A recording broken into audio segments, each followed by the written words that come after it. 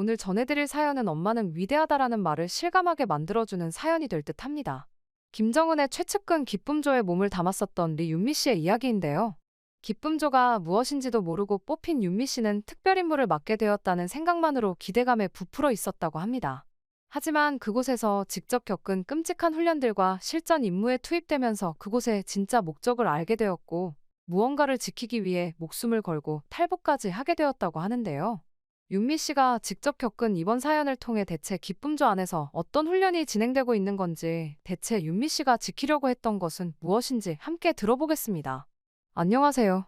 저는 남한으로 귀순한 지 5년이 다 되어가는 리윤미라고 합니다. 저는 김정은의 이름만 들어도 온몸이 사시나무 떨듯 떨리던 시절이 있었어요. 심지어는 남자 가까이 가는 것만으로도 무서워했던 적이 있었죠. 하지만 이렇게 자신의 사연을 알려주는 채널을 알게 되어 이번에 용기를 내어 저희 끔찍했던 이야기를 한번 보내봅니다. 북한에서 저는 평범한 마을의 평범한 집에서 살던 소녀였습니다. 그리고 그 사건이 일어난 것은 이제 막 졸업을 하고 20살이 되었을 때였죠. 그날의 기억이 아직도 생생해요. 푸르른 5월, 졸업을 한 지 얼마 되지 않았을 때였어요. 봄바람이 살랑거리던 그날, 저는 인생이 완전히 바뀌게 될 줄은 꿈에도 몰랐죠. 그날은 집에서 저희 가족 다 함께 밥을 먹고 있을 때였습니다. 그때 누군가가 우리 집 문을 노크하는 소리가 들렸어요. 문을 열자 당에서 나온 듯한 정장 차림의 남자가 서 있었죠. 그가 내민 봉투를 받아들었을 때 저는 가슴이 쿵쾅거리는 걸 느꼈습니다.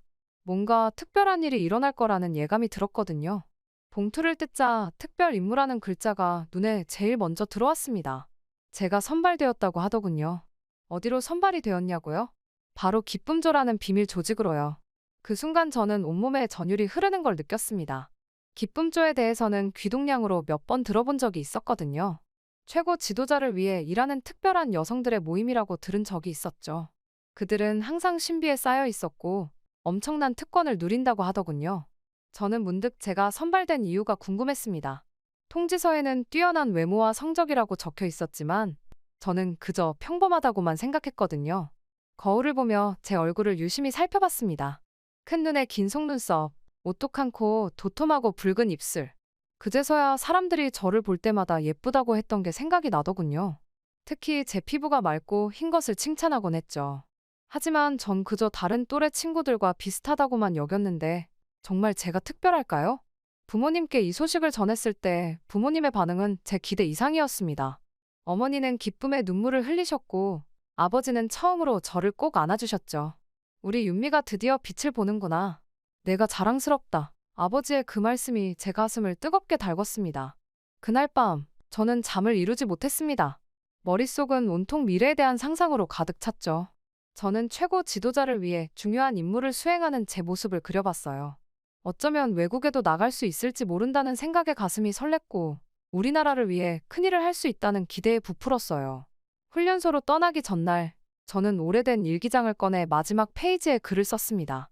이곳을 떠나지만 언젠가는 더 훌륭한 사람이 되어 돌아올 거야. 그때까지 모두 건강하게 지내주세요. 글을 쓰면서 눈물이 났지만 그것은 설렘과 기대가 뒤섞인 감정의 눈물이었죠. 아침이 밝았고 저는 작은 가방 하나를 들고 집을 나섰습니다. 마을 사람들이 모두 나와 환송해 주었죠. 그들의 눈빛에서 부러움과 존경을 읽을 수 있었어요. 저는 그때 처음으로 제가 특별한 사람이 되었다는 걸 실감했어요. 버스에 오르면서 마지막으로 고향을 돌아봤습니다. 푸른 산과 맑은 강, 정겨운 이웃들, 모든 게 그리워질 거라는 걸 알았죠.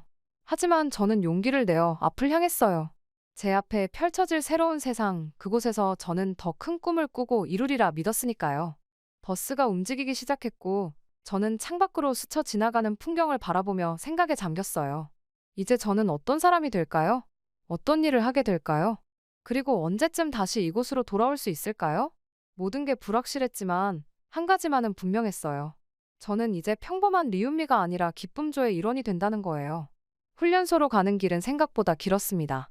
처음 보는 풍경들이 눈앞을 스쳐 지나갔죠. 점점 더 깊은 산속으로 들어가는 것 같았어요. 주변의 모든 것이 신비로워 보였고 그럴수록 제 마음속 기대와 호기심은 더욱 커져갔어요. 버스 안에는 저 말고도 몇 명의 소녀들이 더 있었어요. 모두 저와 비슷한 또래로 보였죠.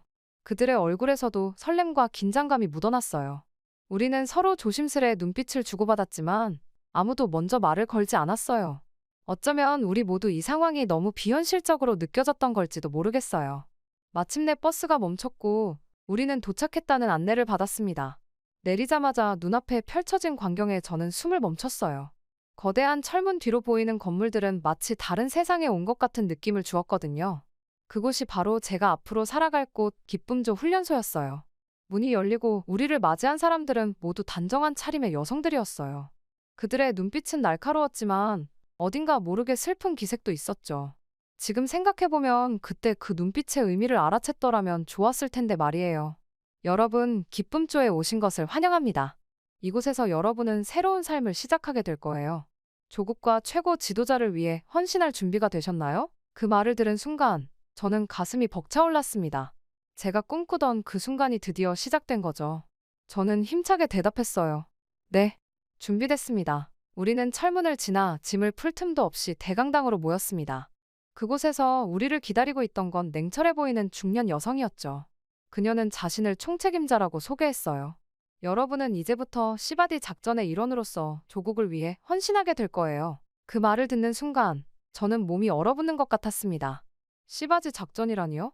그게 무슨 뜻인지 정확히 이해하지 못했지만 뭔가 끔찍한 일이 될 거라는 예감이 들었죠. 총책임자는 계속해서 설명했어요. 우리는 외국의 유명 인사들과 관계를 맺어 우수한 유전자를 얻기 위해 선발되었다는 거예요. 그 말을 듣는 순간 저는 현기증이 났어요. 이게 무슨 말도 안 되는 소리인가 싶었죠. 분명 특별임무를 받았다고 했는데 이게 그들이 말한 특별임무인 걸까요? 당황해서 주변을 둘러보니 다른 소녀들의 얼굴에도 충격과 공포가 서려 있는 것이 보였습니다. 어떤 아이는 눈물을 흘리고 있었고 또 어떤 아이는 분노로 떨고 있었죠. 저는 그저 멍하니 서 있었어요. 이게 현실인지 아니면 악몽인지 분간이 가지 않았거든요. 그날 밤 우리는 각자의 방으로 안내되었습니다. 좁고 삭막한 방이었죠. 침대 옆 작은 서랍장 그리고 벽에 걸린 작은 거울이 전부였어요. 저는 그 거울 앞에 서서 한참을 저를 바라봤어요. 아침에 봤던 그 예쁜 얼굴이 맞나 싶을 정도로 창백하고 지쳐 보였죠. 이게 정말 내가 꿈꾸던 거였나? 저는 속으로 중얼거렸습니다. 벌써부터 고향에 계신 부모님 생각이 났죠. 그분들은 저를 보내며 얼마나 자랑스러워하셨는데 이런 현실을 알면 얼마나 가슴 아파하실까요? 하지만 이런 생각도 잠시 다음 날 아침 저희의 본격적인 훈련이 시작됐어요. 그리고 그때부터 제 인생은 완전히 뒤바뀌었죠. 매일 아침 우리는 전라로 줄을 서서 몸 검사를 받아야 했습니다. 처음에는 너무나 수치스러워서 울음을 참기 어려웠죠. 하지만 시간이 지나면서 그 과정에 무감각해지는 제 모습을 발견하고 더 큰 충격을 받았어요. 내가 이렇게 쉽게 변할 수 있다니. 외모와 체형 관리 또한 매우 철저했습니다. 매일 체중을 재고 피부 관리를 받고 머리카락 한 올 한 올까지 신경 썼죠. 책임자는 저희에게 저희가 완벽한 상품이 되어야 한다고 했어요. 그 말을 들을 때마다 제 가슴은 찢어질 것 같았죠. 가장 힘들었던 건 접대 기술 훈련이었습니다. 매일 오후 우리는 큰 홀로 모여야 했죠. 그곳에는 나이 든 남성 교관들이 우리를 기다리고 있었어요. 처음에는 단순한 걸음걸이나 미소 짓는 법부터 시작했지만 점점 더 불편한 상황으로 발전해갔죠. 저희는 다양한 상황에 대처하는 법을 배워야만 했습니다. 술을 따르는 법, 애교 있게 대화하는 법, 심지어는 은근히 신체 접촉을 하는 법까지요. 교관들은 우리에게 직접 시범을 보이라고 요구했고 우리는 그들 앞에서 그런 행동들을 해야 했죠. 그 중에서도 가장 끔찍했던 건 침실 예절이라는 수업이었습니다. 우리는 옷을 벗고 마네킹을 이용해 다양한 포즈와 행동을 연습해야 했죠. 그 과정에서 너무나 수치스럽고 모욕적인 상황들을 겪었어요. 저는 매번 구역질이 날 것 같았고 몸과 마음이 떨려왔죠. 가끔 남자 교관들이 참관을 하면서 모욕적인 농담을 던질 때면 정말로 죽고만 싶었습니다. 당장이라도 그만두고 싶었죠. 하지만 이런 훈련을 거부하면 가혹한 벌이 기다리고 있었습니다. 굶주림, 고립, 체벌. 저는 몇 번 저항해봤지만 결국 견딜 수 없는 고통에 굴복하고 말았죠. 그때마다 제 안에 무언가가 조금씩 죽어가는 것만 같았어요. 밤마다 저는 이불 속에서 흐느끼는 것 말고는 할 수 있는 것이 없었습니다. 제 존엄성이, 제 꿈이, 제가 믿었던 모든 것들이 무너져 내리는 것 같았거든요. 하지만 울 때마다 더 강해져야 한다고 다짐했어요. 언젠가는 이곳을 벗어날 수 있을 거라고, 그때까지 버텨야 한다고 스스로를 달랬죠. 언어 교육도 있었습니다. 하지만 그 내용은 주로 외국 남성들을 유혹하고 조종하는 데 필요한 것들 뿐이었죠. 우리는 조국을 위한 것이라는 말을 매일 들었어요. 하지만 그 말 또한 어느 순간부터는 점점 공허하게 들리기 시작했죠. 시간이 지날수록 처음에 가졌던 희망과 기대는 공포와 절망으로 바뀌어 갔습니다. 저는 이곳에서 벗어날 수 없을 거라는 생각에 점점 무기력해졌죠. 하지만 그 속에서도 작은 불씨 하나는 꺼지지 않았어요. 그건 바로 저항심이었죠. 어느 날 밤, 저는 문득 깨달았습니다. 이대로는 안 된다고요. 제가 꿈꾸던 삶, 제가 되고 싶었던 사람은 이런 게 아니었다고요. 그때부터 저는 조금씩 변하기 시작했어요. 겉으로는 순응하는 척 했지만, 마음속으로는 언젠가 이곳을 벗어날 계획을 세우기 시작했죠. 하지만 그건 쉽지 않았어요. 우리는 24시간 감시받고 있었고, 외부와의 접촉은 철저히 차단되어 있었거든요. 그래도 저는 포기하지 않았어요. 언젠가는 기회가 올 거라고 그때를 위해 준비해야 한다고 믿었죠. 그렇게 6개월간의 지옥 같은 훈련이 끝나고 저는 드디어 시바지 작전에 투입되었습니다. 그날의 기억은 아직도 생생해요. 제 인생에서 가장 두렵고 혼란스러운 날이었거든요. 아침 일찍 저를 포함한 몇몇 소녀들이 불려갔어요. 우리는 특별한 옷을 입혀줬고 화장도 해주더라고요. 마치 인형을 꾸미듯이 우리를 꾸몄죠.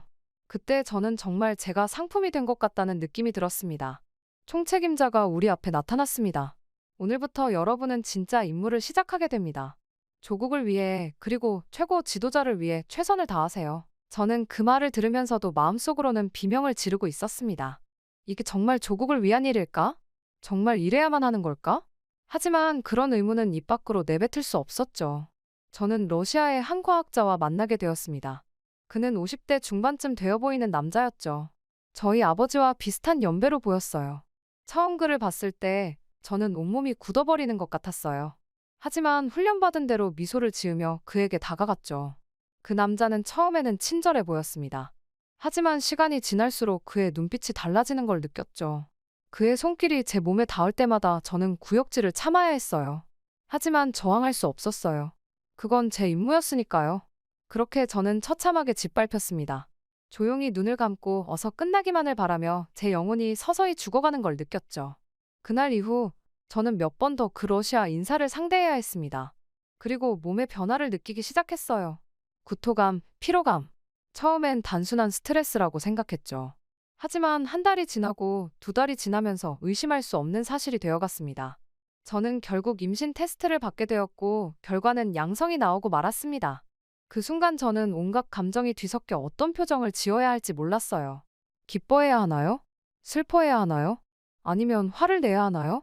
총책임자는 제 임신 소식을 듣고 매우 기뻐했습니다. 잘했어, 윤미 동무. 넌 조국을 위해 큰일을 해냈어. 하지만 저는 그 말에 전혀 기쁨을 느낄 수가 없었습니다. 제 뱃속에서 자라고 있는 생명이 그저 임무의 결과물일 뿐이라는 사실이 너무나 고통스러웠거든요. 그러던 어느 날, 저는 우연히 총책임자와 다른 간부들의 대화를 엿듣게 되었습니다. 그들은 시바지 작전의 또 다른 목적에 대해 이야기하고 있었죠. 그리고 그 이야기들은 정말로 충격적이었습니다. 이 아이들은 우리의 비밀 무기가 될 거야. 언젠가 그 외국 인사들을 협박하거나 조종하는 데 사용할 수 있을 테지. 그 말을 듣는 순간 저는 머리가 어지러워지는 것 같았습니다. 이 작전이 단순히 우수한 유전자를 얻기 위한 것만이 아니었다는 사실에 충격을 받았죠. 제 뱃속의 아이가 그리고 다른 소녀들의 아이들이 이런 목적으로 이용될 거라니. 그 순간 저는 극도의 공포와 분노 그리고 깊은 슬픔을 동시에 느꼈습니다. 제 뱃속에서 자라나는 생명이 이런 비인간적인 목적으로 이용될 수 있다는 생각에 제 마음은 산산조각 났죠. 밤마다 저는 제 배를 쓰다듬으며 울었습니다. 미안해, 정말 미안해. 태어나지도 않은 아이에게 계속해서 사과했죠. 이 아이의 미래가 어떻게 될지, 그리고 제가 과연 이 아이를 지킬 수 있을지 두려웠어요. 임신 기간 동안에 저는 특별 관리를 받았습니다. 좋은 음식과 충분한 휴식이 주어졌죠. 하지만 그 모든 것이 저에 대한 배려가 아니라 제 뱃속의 아이를 위한 것이라는 걸 알고 있었어요. 저는 그저 그릇일 뿐이었으니까요. 점점 배가 불러오면서 저는 이 아이에 대한 애정을 느끼기 시작했습니다. 하지만 동시에 두려움도 커져갔죠. 이 아이를 지키기 위해서 제가 무엇을 할 수 있을까? 과연 우리는 이곳에서 벗어날 수 있을까? 출산이 가까워지면서 저는 결심했습니다. 어떻게든 이 아이를 지키겠다고요. 그렇게 시간이 흘러 드디어 제 아이가 태어났습니다. 그 순간의 기쁨과 두려움을 어떻게 표현해야 할지 모르겠어요. 아이를 처음 안았을 때 저는 이 작은 생명을 위해 무엇이든 하겠다고 다짐했죠. 하지만 그 행복도 잠시, 아이는 곧 저에게서 떼어져 특별시설로 보내졌습니다. 그 순간만큼 울어본 적이 없는 것 같아요. 10달 이상을 꼬박 제 안에 있던 아이를 낳자마자 이렇게 빼앗기다니요. 하지만 그 이후로 저는 단 한 번도 제 아이를 제대로 볼 수 없었어요. 그저 멀리서 아이가 울어대는 소리만 들을 수 있었죠. 그 순간 저는 확실하게 결심했습니다. 반드시 이곳을 탈출해야 한다고요. 제 아이를 구해내고 이 끔찍한 현실에서 벗어나야 한다고요. 하지만 어떻게 해야 할까요? 누구에게 도움을 요청할 수 있을까요? 제 아이가 태어난 후 저는 완전히 다른 사람이 된 것 같았습니다.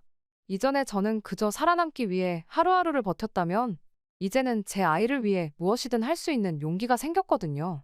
아이를 빼앗긴 후 처음 며칠 동안 저는 정말 미칠 것 같았어요. 밤낮으로 아이의 울음소리가 귓가에 맴돌았고 제 팔에 아이의 무게가 느껴지는 것 같았죠. 하지만 그 고통은 곧 분노와 결의로 바뀌었어요. 내 아이는 단순한 도구가 아니야. 그 아이에게도 자유롭게 살 권리가 있어. 저는 이 말을 마음속으로 수없이 되뇌었습니다. 그리고 저는 결심했죠. 어떻게든 이곳을 탈출해야 한다고요. 하지만 탈출은 말처럼 쉽지 않았습니다. 우리는 24시간 감시를 받고 있었고 외부와의 접촉은 철저히 차단되어 있었거든요. 그래도 저는 포기하지 않았어요. 매일 밤 잠들기 전에 조금씩 계획을 세워나갔죠. 아이를 빼앗긴 이후 계획은 더 복잡해졌어요. 아이가 있는 특별시설에 잠입해서 아이를 데리고 나와야 했거든요. 이때부터 저는 정보를 모으기 시작했습니다. 낮에는 충성스러운 기쁨조 요원인 척 연기하면서 틈틈이 주변을 관찰했죠. 경비병들의 교대의 시간, 감시 카메라의 위치, 시설의 구조, 모든 것을 머릿속에 새겼어요. 그러던 어느 날 우연히 한 간호사와 대화할 기회가 생겼어요. 그녀의 눈에서 저와 같은 고통과 슬픔을 읽을 수 있었죠. 조심스럽게 대화를 나누다 보니 그녀도 저와 비슷한 처지라는 걸 알게 되었어요. 다른 이유이지만 그녀의 아이도 특별시설에 있었던 거예요. 그 간호사가 제 계획에 결정적인 도움을 주었습니다. 그 간호사는 아이들이 있는 시설의 내부 구조와 보안 시스템에 대해 자세히 알려주었죠. 심지어 아이들의 일과와 관리자들의 근무 시간까지요. 이 정보는 제 탈출 계획에 큰 도움이 되었어요. 시간이 지나면서 저와 그 간호사는 더욱 가까워졌습니다. 그녀의 이름은 수연이었죠. 우리는 서로의 고통을 나누고 위로하며 점점 더 친밀해졌어요. 수연 언니는 항상 저에게 큰 힘이 되어주었어요. 수연 언니 덕분에 저는 그 이후로 임신을 피할 수가 있었습니다. 언니가 몰래 피임약을 구해다 주었거든요. 이건 정말 큰 도움이었어요. 더 이상 아이를 낳아 빼앗기는 고통을 겪지 않아도 된다는 안도감이 컸죠. 그리고 무엇보다 감사했던 건 수연 언니를 통해 제 아이의 소식을 들을 수 있었다는 거였어요. 언니는 틈틈이 아이의 성장 과정을 알려주었거든요. 첫 걸음마를 뗐다는 소식, 첫 단어를 말했다는 이야기. 그 소중한 순간들을 직접 보지는 못했지만 들을 수 있다는 것만으로도 저에겐 큰 위로가 되었습니다. 수연 언니의 도움으로 저는 제 아이의 사진도 볼 수 있었습니다. 그 작은 얼굴을 보는 순간 저는 눈물을 멈출 수 없었죠. 제 아이는 이제 1살이 되어 있었어요. 제 눈과 똑같은 눈을 가지고 있더라고요. 그 사진은 제가 이곳을 반드시 탈출해야 한다는 결심을 더욱 굳게 만들었죠. 하지만 가장 큰 문제는 여전히 남아 있었습니다. 국경을 어떻게 넘을 것인가? 북한을 탈출한다는 것은 목숨을 걸어야 하는 일이었거든요. 그래서 저는 라디오를 통해 외부 세계의 정보를 수집하기 시작했어요. 매일 밤 몰래 방송을 들으며 탈북에 성공한 사람들의 이야기를 귀 기울여 들었죠. 그렇게 1년이라는 시간이 흘렀습니다. 그동안 저는 꾸준히 준비했어요. 체력을 키우고 필요한 물품들을 조금씩 모았죠. 5단에 돈을 숨기고 비상식량도 준비했어요. 그리고 무엇보다 중요한 건 제 아이의 위치를 정확히 파악하는 것이었죠. 탈출 날짜도 정했어요. 다음 달 보름날, 달이 가장 밝은 날이죠. 왜 그날을 택했냐고요? 그날은 경비가 가장 허술한 날이거든요. 모두가 명절 분위기에 들뜰 테니까 말이죠. 물론 위험은 여전히 존재했습니다.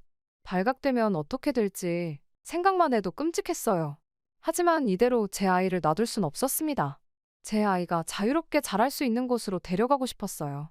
그 아이가 꿈꾸는 대로, 원하는 대로 살 수 있는 곳으로 말이죠. 그리고 드디어 탈출의 날이 왔습니다. 그날 아침, 저는 평소와 다름없이 행동하려 노력했지만 심장은 계속 빠르게 뛰고 있었죠. 수연 언니와 마지막으로 만났을 때 언니는 저를 꼭 안아주며 속삭였어요. 윤미야, 꼭 성공하길 바라. 넌 할 수 있어. 밤이 되자 계획대로 저는 조심스럽게 방을 빠져나왔습니다. 복도는 조용했고 경비병들은 평소보다 느슨해 보였어요. 명절 분위기 덕분이었겠죠. 숨을 죽이며 특별 시설로 향했습니다. 수연 언니가 알려준 비밀 통로를 통해 건물 안으로 들어갔죠. 아이들이 있는 방에 도착하자 저는 잠시 망설였습니다. 어떤 아이가 제 아이일까요? 하지만 곧 한 아이의 눈이 제 눈에 들어왔어요. 수연 언니가 보여준 사진 속 그 눈이었죠. 저도 모르게 눈물이 흘렀어요. 준호야, 저는 아이를 보자마자 작은 목소리로 불렀어요. 그런데 아이를 안고 나오는 순간 경보음이 울렸습니다. 누군가가 우리를 발견한 거예요. 저는 아이를 꼭 안은 채 뛰기 시작했어요. 뒤에서 고함 소리와 발자국 소리가 들렸지만 뒤돌아볼 수 없었죠. 숨이 턱까지 차올랐지만 멈출 수 없었습니다. 준호가 울기 시작했을 때 저는 아이의 입을 살며시 가렸어요. 미안해, 준호야. 조금만 참아? 눈물을 삼키며 속삭였죠. 경계선에 도착했을 때 저는 잠시 절망했습니다. 철조망이 우리를 가로막고 있었거든요. 하지만 그때 갑자기 누군가가 제 팔을 잡았어요. 깜짝 놀라 돌아보니 수연 언니였죠. 이쪽이야, 윤미야. 서둘러. 수연 언니가 미리 철조망 일부를 잘라놓은 거예요. 우리는 간신히 그 틈을 통과했습니다. 뒤에서 총소리가 들렸지만 우리는 멈추지 않았어요. 강을 향해 계속 달렸죠. 강물은 차가웠습니다. 준호를 높이 들어 물에 젖지 않게 하면서 헤엄치는 게 너무 힘들었어요. 하지만 자유를 향한 열망이 저를 계속 앞으로 나아가게 했죠. 중국 땅을 밟았을 때 저는 무릎을 꿇고 울었습니다. 준호를 꼭 안은 채 계속 울었죠. 우리는 드디어 자유를 얻은 거예요. 하지만 동시에 불안감도 컸어요. 이제부터는 어떻게 해야 할까요? 그러다 다행히 탈북자들을 돕는 단체와 연락이 닿았습니다. 그들의 도움으로 우리는 안전하게 한국으로 갈 수 있었죠. 하지만 그 과정도 쉽지 않았어요. 중국에서의 숨막히는 도피, 라오스에서 태국으로의 긴 여정. 모든 순간이 위험과 두려움의 연속이었어요. 준호도 점점 지쳐가는 것이 보였죠. 이 어린아이에게 이런 환경은 힘들 수밖에 없으니까요. 저는 단지 준호가 아프지 않기만을 바랄 뿐이었습니다. 마침내 한국에 도착했을 때 저는 처음으로 마음 놓고 숨을 쉴 수 있었습니다. 하지만 동시에 새로운 두려움도 생겼죠. 이 낯선 땅에서 우리가 잘 살아갈 수 있을까? 물론 적응 과정은 쉽지 않았어요. 언어도, 문화도 모든 게 달랐거든요. 하지만 탈북자 지원 단체의 도움으로 조금씩 새로운 삶에 적응해 나갔어요. 준호는 어린이집에 다니기 시작했고 저는 한국어를 배우며 직업 훈련을 받았죠. 어느 날 공원에서 준호가 다른 아이들과 자유롭게 뛰어노는 모습을 보며 저는 깊은 감동에 빠졌어요. 북한에서는 상상조차 할 수 없었던 광경이었죠. 아들이 두려움 없이 웃고 꿈꾸고 성장할 수 있는 이 자유로운 나라에서의 삶의 감사함을 느끼게 되었습니다. 그 순간 제 눈에서 뜨거운 눈물이 흘러내렸어요. 그건 기쁨의 눈물이자 안도의 눈물이었죠. 이곳에서 준호는 충분한 음식을 먹을 수 있고 좋은 교육을 받을 수 있었으니까요. 아프면 병원에 갈 수 있고 하고 싶은 말을 마음껏 할 수 있었죠. 이런 당연한 것들이 저에겐 너무나 감사하게 느껴졌어요. 준호를 꼭 안아주며 저는 작은 목소리로 속삭였어요. 준호야, 우리는 이제 진정한 자유를 얻었어. 내가 어떤 꿈을 꾸든 그 꿈을 마음껏 펼칠 수 있는 곳에 우리가 있는 거야. 준호의 작은 손을 잡고 집으로 돌아가는 길. 저는 계속해서 주변을 둘러보았습니다. 깨끗한 거리, 웃고 있는 사람들, 풍성한 상점들. 이 모든 것이 제게는 기적 같았어요. 특히 준호가 이런 환경에서 자랄 수 있다는 사실이 저를 감격하게 만들었어요. 저는 집에 도착해서 준호를 재우고 난 후 저는 조용히 그의 얼굴을 쓰다듬었습니다. 우리 아들, 넌 이제 내가 원하는 어떤 사람이든 될 수 있어. 엄마가 그걸 지켜볼 수 있다는 게 얼마나 감사한지 몰라. 그 순간 저는 다시 한번 눈물을 흘렸어요. 이번엔 행복과 희망의 눈물이었죠. 물론 아직도 불안한 순간들이 있어요. 북한에 남아있는 사람들 생각에 마음이 아프고 가끔은 악몽에 시달리기도 해요. 하지만 이제는 희망이 있어요. 준호가 자유롭게 자랄 수 있다는 사실, 그리고 제가 그 모습을 지켜볼 수 있다는 사실이 저에게 큰 힘이 돼요. 지금 저는 제 경험을 세상에 알리는 일을 하고 있어요. 북한의 인권 실태, 특히 시바지 작전의 비인도성을 고발하고 있죠. 때로는 힘들고 두렵기도 해요. 하지만 아직도 그곳에 남아있는 수많은 소녀들과 아이들을 위해 이 일을 멈출 수 없어요. 여러분, 제 이야기를 들어주셔서 감사해요. 이게 끝이 아니에요. 아직도 많은 사람들이 고통받고 있고 그들의 이야기가 들려져야 해요. 우리 모두가 관심을 가지고 행동한다면 언젠가는 모든 사람이 자유롭게 살 수 있는 날이 올 거예요. 그날까지 저는 계속 목소리를 낼 거예요. 여러분도 함께 해주시길 부탁드려요. 오늘의 사연은 북한의 권력자들이 얼마나 멍청하고 미개한지 피부로 몸소 느낄 수 있는 사연인 것 같습니다. 리설주 여사의 비서로 근무해온 윤지 씨의 사연인데요.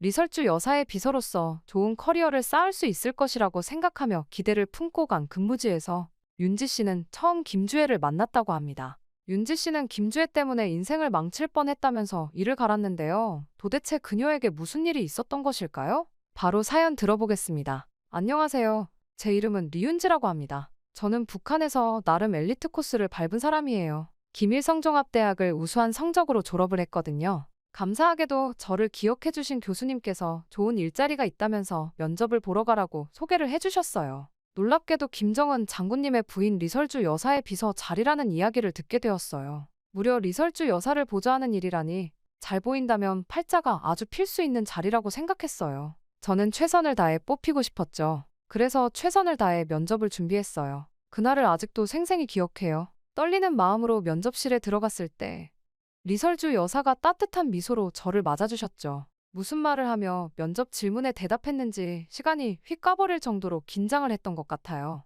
난생 처음 뵙는 높으신 분이었으니 그럴만도 했죠. 하지만 제 준비성과 노력이 통한 것인지 리설주 여사는 눈치도 빠르고 머리가 좋은 것 같아 마음에 든다며 흡족하게 저를 바라보셨어요. 기적적으로 면접에 합격하게 된 것이었죠. 윤지 동무, 앞으로 우리와 함께 일하게 되어 기쁘네요. 그 말씀을 들었을 때 저는 정말 세상을 다 가진 것 같았어요. 처음에는 정말 꿈만 같았어요. 북한의 권력 중심부 임무를 보좌하는 일을 하게 된다니 이보다 더 좋은 기회가 있을까요? 제 머릿속은 온통 희망으로 가득 찼죠. 리설주 여사의 스케줄을 관리하고 대회 이미지를 다듬고 중요한 발언을 준비하는 등 전문적인 일을 하게 될 거라고 생각했어요. 앞으로 제 인생은 꽃길만 걸을 거라고 확신했죠. 첫 출근 날, 저는 새벽 일찍 일어나 가장 좋은 옷을 골라 입었어요. 거울 앞에서 몇 번이고 머리를 매만지고 옷매무새를 다듬었죠. 오늘부터 나는 리설주 여사의 비서야. 절대 실수하면 안 돼. 그렇게 다짐하며 집을 나섰어요. 김정은 장군님의 관저에 도착했을 때 저는 숨을 깊게 들이쉬었어요. 경비원들의 검문을 통과하고 안으로 들어가자 리설주 여사가 저를 반갑게 맞아주셨어요. 윤지 동무, 잘 왔어요. 오늘부터 열심히 해봐요. 그날 하루 종일 저는 정신없이 바빴어요. 리설주 여사의 일정을 확인하고 회의 자료를 정리하고 방문객들을 안내하는 등 다양한 일을 했죠. 피곤했지만 그 어느 때보다도 보람찼어요. 드디어 나도 이 나라를 위해 중요한 일을 하고 있구나. 그렇게 생각하니 가슴이 뿌듯했죠. 하지만 현실은 제 기대와는 너무나도 달랐습니다. 일을 시작한 지 얼마 지나지 않아 깨달았어요. 제 주요 업무가 뭔지 아세요? 바로 김정은 장군님과 리설주 여사의 딸인 김주혜의 따까리 노릇이었죠. 네, 맞아요. 제가 그토록 꿈꿔왔던 전문적인 일과는 거리가 멀었어요. 3년 전 처음 이 일을 시작했을 때 김주혜는 겨우 8살 남짓한 어린아이였어요. 솔직히 말하면 처음에는 그 아이가 정말 귀엽고 사랑스럽다고 생각했습니다. 그 큰 눈과 해맑은 미소를 보면 누구라도 그렇게 느낄 거예요.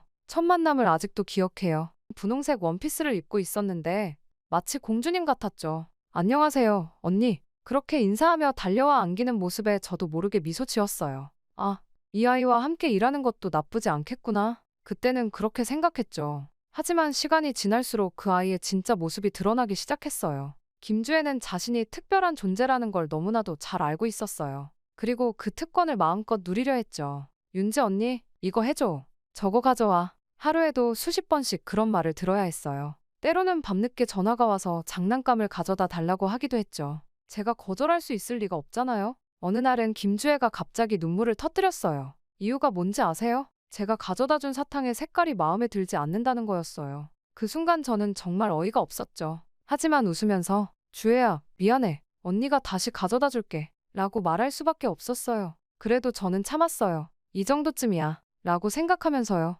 하지만 그건 시작에 불과했습니다. 김주혜의 요구는 점점 더 과해졌어요. 어느 날은 제게 자신의 숙제를 대신해달라고 했죠. 저는 망설였어요. 그건 옳지 않다고 생각했거든요. 주혜야, 숙제는 내가 직접 해야지. 그래야 공부가 되잖아. 그렇게 말했더니 김주혜의 얼굴이 순식간에 일그러졌어요. 언니가 뭔데 나한테 그래? 내가 아빠한테 말해버릴 거야. 그 말에 저는 순간 몸이 굳었어요. 김정은 장군님에게 이런 일이 알려지면 어떻게 될지 생각만 해도 끔찍했죠. 결국 저는 고개를 숙이고 김주혜의 숙제를 대신 해줬어요. 이런 일들이 반복되면서 저는 점점 자존감을 잃어갔어요. 대학에서 우수한 성적을 받았던 제가 이제는 8살 아이의 시중을 드는 사람이 되어버린 거예요. 밤에 혼자 있을 때면 자주 울었죠. 이게 정말 내가 꿈꾸던 삶일까? 하고 자문하면서요. 하지만 포기할 수는 없었어요. 이 자리를 잃으면 어떻게 될지 알 수 없었거든요. 북한에서 한번 엘리트 자리에서 떨어지면 다시 올라오기가 거의 불가능하다는 걸 잘 알고 있었죠. 그래서 저는 매일 아침 거울 앞에 서서 다짐했어요. 윤지야, 힘내. 넌 할 수 있어. 그리고 환하게 웃는 연습을 했어요. 아무리 힘들어도 웃음을 잃지 않아야 하니까요. 그렇게 3년이 지났어요. 이제 김주혜는 11살이 되었죠. 하지만 그 아이의 성격은 전혀 나아지지 않았어요. 오히려 더 심해졌다고 할 수 있죠. 이게 제 이야기예요. 겉으로 보기에는 화려하고 부러운 삶일지 모르겠어요. 북한의 최고 권력자 가족 곁에서 일하는 엘리트니까요. 하지만 실상은? 글쎄요. 여러분이 직접 판단해 보세요. 저는 그저 하루하루를 버티며 살아가고 있을 뿐이에요. 때로는 정말 이 일을 그만두고 싶다는 생각이 들어요. 하지만 그럴 수 없다는 걸 잘 알고 있죠. 이 자리를 떠나면 어떤 일이 벌어질지 모르니까요. 어쩌면 더 심한 일을 당할지도 모르겠어요. 북한에서 권력자의 비위를 어떤 일이 일어나는지 생각만 해도 끔찍해요. 시간이 흐를수록 상황은 점점 더 악화되었어요. 김주혜의 성격이 날이 갈수록 더 버릇없고 이상해졌거든요. 처음에는 그저 어린아이의 변덕이라고 생각했지만 점점 그 행동이 도를 넘어서기 시작했습니다. 그 아이는 자신의 지위를 이용해 저에게 무리한 요구를 하기 시작했어요. 한 번은 한밤중에 갑자기 전화가 왔어요. 시계를 보니 새벽 2시였죠. 졸린 눈을 비비며 전화를 받았더니 김주혜의 목소리가 들려왔습니다. 윤지 언니, 나 지금 외국 음식이 먹고 싶어. 프랑스 요리 좀 만들어 와. 저는 순간 귀를 의심했어요. 새벽 2시에 프랑스 요리라니요. 당황한 저는 조심스럽게 대답했죠. 주혜야, 지금 새벽이잖아. 내일 아침에 만들어줄게. 그렇게 말했더니 그 아이가 갑자기 소리를 지르기 시작했어요. 지금 당장. 안 그러면 아빠한테 말할 거야. 그 순간 저는 온몸에 소름이 돋았어요. 김정은 장군님에게 이 일이 알려지면 어떻게 될지 생각만 해도 끔찍했죠. 결국 저는 한밤중에 일단 부엌으로 향했어요. 난생 프랑스 요리를 먹어본 적도 만들어 본 적도 없는 저는 무엇으로 어떻게 요리를 해야 하는지 몰랐어요. 보다 못한 주애가 짜증을 부리며 자신의 방에 있는 핸드폰으로 프랑스 요리 재료와 만드는 법을 검색해 화면에 띄워주곤 제 얼굴에 핸드폰을 던졌어요. 저는 허겁지겁 핸드폰 화면을 보면서 재료를 확인했어요. 냉장고를 뒤져 재료를 찾았죠. 다행히 집에 있던 재료로 간단한 프랑스식 오믈렛을 만들 수 있었어요. 요리를 만드는 동안 저는 계속 졸음과 싸웠어요. 한 번은 칼을 떨어뜨려 발등을 찌를 뻔했죠. 겨우 요리를 완성하고 김주혜의 방으로 가져갔을 때는 이미 새벽 4시가 넘어 있었어요. 하지만 다음날 아침 김주혜는 제가 만든 요리를 한 입 먹더니 맛없어 라고 하면서 쓰레기통에 버렸어요. 그 순간 정말 허무했습니다. 밤새 고생한 게 물거품이 된 것 같았거든요. 이런 일들이 계속되면서 저는 점점 지쳐갔어요. 낮에는 리설주 여사의 일정을 관리하고 밤에는 김주혜의 변덕에 시달리는 날들이 계속됐죠. 잠도 제대로 못 자고 식사도 제때 못할 때가 많았어요. 거울을 볼 때마다 핏기 없는 얼굴과 다크서클이 눈에 띄었죠. 하지만 가장 힘들었던 건 김주혜의 생일 파티 날이었습니다. 그날의 기억은 아직도 생생해요. 그날 아침부터 저는 정신없이 파티 준비를 했어요. 새벽 5시부터 일어나 케이크를 만들고 풍선을 불고 현수막을 걸었죠. 손님들을 위한 음식도 준비해야 했어요. 김주혜가 요구한 메뉴가 20가지가 넘었거든요. 혼자서 이 모든 걸 준비하려니 정말 힘들었어요. 김주혜는 여기저기 뛰어다니면서 저를 방해했어요. 윤지 언니, 이거 해줘. 아니야, 저거 먼저 해. 끊임없이 지시를 내리는 통에 정신이 없었습니다. 한 번은 제가 풍선을 매달고 있을 때 김주혜가 갑자기 사다리를 흔들어서 넘어질 뻔했어요. 그때 정말 무서웠죠. 그러다가 큰 사고가 났어요. 제가 수프를 끓이고 있었는데 김주혜가 갑자기 부엌으로 뛰어들어왔어요. 윤지 언니, 빨리요. 하고 소리치는 바람에 저는 깜짝 놀랐죠. 그 순간 손을 삐끗했고 끓는 수프가 제 오른손 위로 쏟아졌습니다. 순간 찌릿한 통증이 온몸을 관통했어요. 눈앞이 하얘지면서 숨을 쉴 수가 없었어요. 손에서는 불이 나는 것 같았고 피부가 벗겨지는 걸 눈으로 볼 수 있었죠. 눈물이 핑 돌았어요. 하지만 김주혜는 전혀 개의치 않았어요. 오히려 짜증을 내며 말했죠. 윤지 언니, 뭐해? 빨리 케이크 만들어야지. 손님들 곧 온다고. 그렇게 말하고는 다시 뛰어나갔어요. 저는 그 자리에 서서 한동안 움직이지 못했습니다. 화상으로 인한 고통보다 더 아픈 건 마음이었어요. 제가 다쳤다는 사실에 전혀 신경 쓰지 않는 김주혜의 모습에 정말 상처받았거든요. 하지만 저는 참았어요. 김주혜의 생일 파티가 더 중요하다고 생각했거든요. 아니, 그렇게 생각하도록 강요받았다고 하는 게 맞을 거예요. 화상 입은 손을 찬물에 잠깐 담그고는 다시 일을 시작했습니다. 손에서는 계속해서 통증이 느껴졌어요. 물건을 들 때마다 찌릿찌릿한 고통이 전해졌죠. 하지만 저는 계속해서 일했어요. 케이크를 만들고 음식을 준비하고 장식을 마무리했죠. 손님들이 도착하기 시작했을 때 저는 겨우 준비를 마쳤어요. 하지만 휴식할 시간은 없었죠. 이제는 손님들을 맞이하고 음식을 나르는 일을 해야 했으니까요. 모두가 김주혜를 향해 축하 인사를 건넸어요. 화려한 드레스를 입은 김주혜는 마치 공주님처럼 파티의 중심에 있었죠. 하지만 아무도 제 상태를 물어보지 않았습니다. 제 손이 붉게 부어오른 것을 아무도 눈치채지 못했어요. 아니, 어쩌면 눈치챘지만 무시한 걸지도 모르겠어요. 파티가 한창일 때 저는 주방에서 음식을 나르고 있었어요. 그때 우연히 거울에 비친 제 모습을 보게 됐죠. 창백한 얼굴, 지친 눈, 그리고 붉게 부어오른 손. 그 모습을 보는 순간 눈물이 왈칵 쏟아질 것만 같았어요. 하지만 저는 또 참았죠. 여기서 울 수는 없었으니까요. 그날 밤 모든 손님들이 돌아가고 난 뒤에야 저는 겨우 병원에 갈 수 있었어요. 의사 선생님께서는 제 상태를 보고 놀라셨죠. 이렇게 심한 화상을 입고 어떻게 계속 일을 하셨어요? 당장 치료를 받았어야 했는데. 그 말을 듣는 순간 저는 참았던 눈물을 터뜨리고 말았습니다. 병원 침대에 누워 붕대를 감은 손을 바라보면서 저는 많은 생각이 들었어요. 이 집안 사람들에게 저는 인간 취급도 받지 못하는 존재라는 걸 깨달았죠. 제 안위 따위는 안중에도 없다는 걸 말이에요. 그저 그들의 명령을 따르는 기계 같은 존재일 뿐이라고요. 하지만 저는 여전히 이 자리를 떠날 수 없었어요. 이 자리를 잃으면 어떻게 될지 두려웠거든요. 북한에서 권력자의 비위를 거스르면 어떤 일이 일어나는지 잘 알고 있었으니까요. 그래서 저는 다시 한번 마음을 다잡았습니다. 조금만 더 참자. 언젠가는 좋은 날이 올 거야. 그렇게 저는 또 하루를 버텼어요. 그리고 또 하루를 버텼죠. 아침에 일어나 거울을 볼 때마다 오늘도 힘내자 라고 다짐했어요. 하지만 언제까지 이렇게 살아야 할지 그건 저도 모르겠어요. 때로는 이 모든 걸 포기하고 싶다는 생각이 들 때도 있어요. 하지만 그럴 때마다 제 가족들의 얼굴이 떠올라요. 이 자리를 지키는 게 그들을 지키는 길이라고 생각하면서 버텨왔죠. 어느 날 제 인생이 완전히 뒤바뀌는 사건이 일어났어요. 그날은 평소와 같이 시작됐죠. 아침 일찍 일어나 김정은 장군님 가족의 아침 식사를 준비하고 리설주 여사의 일정을 확인했어요. 그런데 갑자기 예상치 못한 손님이 찾아왔습니다. 현송월의 아들이었어요. 그 아이는 제가 지금까지 만난 아이들과는 달랐습니다. 예의 바르고 총명해 보였죠. 저도 모르게 그 아이에게 눈길이 갔어요. 얼마 지나지 않아 이 아이가 이렇게 나이답지 않게 예의가 바르고 총명하며 아이답지 않은 눈빛을 가진 걸 이해하게 되었습니다. 현송월이 엄마이긴 하나 엄마 역할을 제대로 하지 않고 있었어요. 아이는 학교에 갔다 오면 큰 집에서 혼자 가정부가 차려주는 밥을 먹고 공부만 하는 삶을 살고 있었습니다. 집에서 상주하는 가정교사와 하루 종일 공부를 하면서 날마다 공부 내용과 틀린 문제들까지 모두 현송월에게 전달될 정도로 감시당하며 공부를 해야 하는 삶을 살고 있었어요. 항상 기대에 부응해야 한다는 그런 압박감 때문에 이미 아이다운 순수함을 잃은 지 오래된 것 같았어요. 이미 다 자라버린 것 같은 애어른 느낌이 났죠. 아이는 정말 똑똑했어요. 10살 때 이미 대학 수준의 수학을 풀고 양자역학을 공부하고 있었으니까요. 그 애가 수학 문제를 푸는 걸 보니 지금 김일성 종합대학에 다니는 제 후배들보다 비슷하거나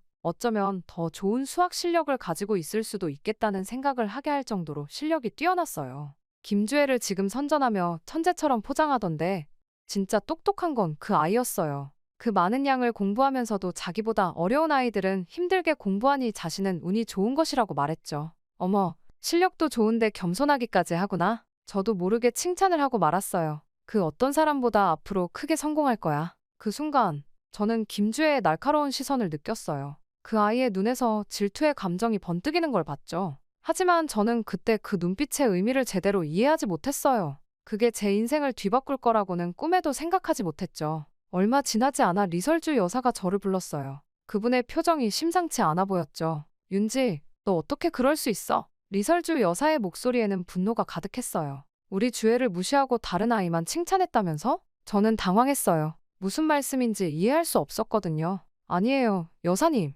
저는 그저... 하지만 리설주 여사는 제 말을 들으려 하지 않았어요. 됐어. 더 이상 변명하지 마. 넌 이제 필요 없어. 그 순간 저는 김주혜가 저를 모함했다는 걸 깨달았어요. 하지만 이미 늦었죠. 리설주 여사의 눈에는 이미 분노와 실망이 가득했으니까요. 밖에 누구 없니?